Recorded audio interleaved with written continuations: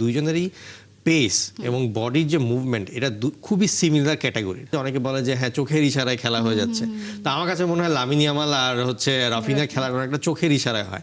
Raphinha এবং Yamal তাদের কেমিস্ট্রিটা কেমন দেখেন? যদি আমরা দেখি যে প্রথম গোলটা করার পরে তারা দুজন একটা সেলিব্রেশন করেছেন, মানে তখনই বোঝা যায় আসলে তাদের মধ্যে বোঝাপড়াটা কত ভালো এবং সে কারণে আউটকামটা কতটা ভালোভাবে আসে।